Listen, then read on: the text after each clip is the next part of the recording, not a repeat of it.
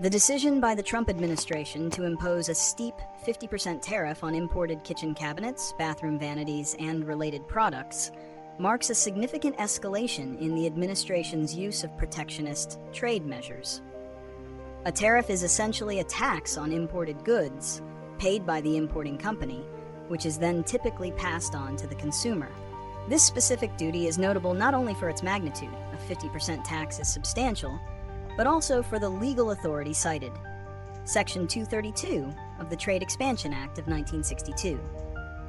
This section allows the President to impose tariffs if the Commerce Department finds that imports threaten U.S. national security. While Section 232 has been used previously for steel and aluminum, applying it to cabinets and vanities is controversial. Analysts and trade experts have openly questioned how a non-military consumer product like a kitchen cabinet poses a threat to national defense, suggesting the justification is primarily being used to achieve broad economic goals, often called reshoring. Rationale and consequences. Rationale and motivation. The primary reason given for the tariff is the need to protect the domestic American cabinet and furniture manufacturing industry. Groups representing U.S.-backed manufacturers, such as the American Kitchen Cabinet Alliance, lobbied for the action, arguing that foreign firms, especially those operating in Southeast Asia, were flooding the U.S. market with unfairly priced products. This practice, known as dumping or using unfair subsidies, allegedly hurts U.S. companies and causes job losses.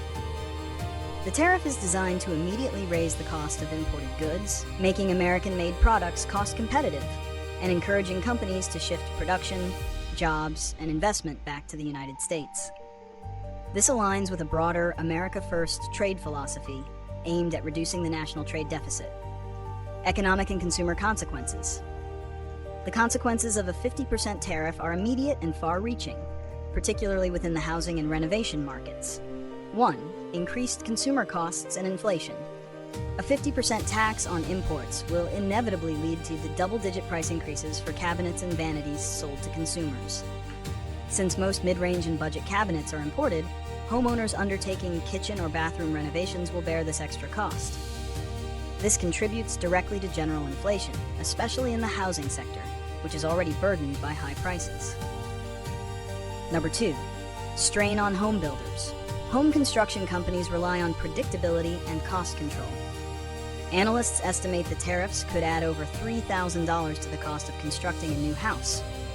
Builders must either absorb these high costs, which squeezes profit margins, or pass them on to buyers, making new homes even more expensive and exacerbating the existing housing affordability crisis. 3.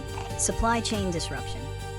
Retailers and distributors who have relied on established international supply chains face immediate uncertainty.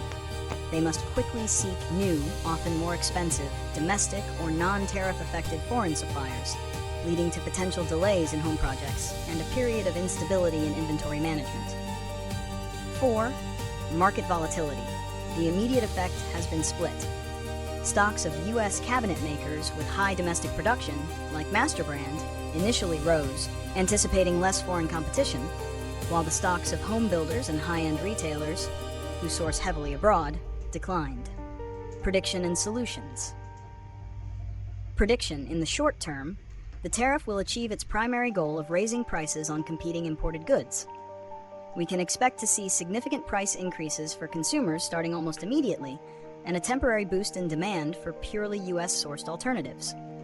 However, many companies cannot simply absorb a 50% hike, meaning consumers will pay more.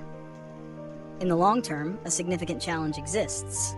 It is complex and costly for a manufacturer to fully relocate a global supply chain, including raw material sourcing, factory infrastructure, and labor training, back to the U.S. The tariff might cause some manufacturing to shift to other non-tariff affected countries, a process called trade diversion, rather than immediately creating a golden age of U.S. cabinet manufacturing. Furthermore, the use of Section 232 for consumer goods may continue to face legal challenges, creating persistent policy uncertainty for investors. Alternative solutions. If the goal is to revitalize the American cabinet industry without punishing consumers or the housing market, several non-tariff alternatives could be explored. 1. Investment in automation and R&D. Instead of taxing imports, the government could offer tax credits for U.S. cabinet manufacturers who invest in high-tech automation and robotics.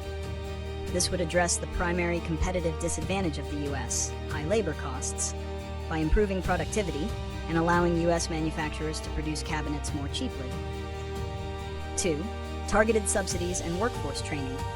Direct subsidies or low-interest loans could be provided to small and medium-sized domestic cabinet manufacturers to expand facilities. Simultaneously, government programs could focus on vocational training and apprenticeships to create the skilled workforce needed for modern domestic production. 3. Multilateral enforcement. Rather than imposing broad unilateral tariffs, the U.S. could work with global trade partners through organizations like the World Trade Organization, WTO, to specifically target unfair practices, like dumping used by certain countries.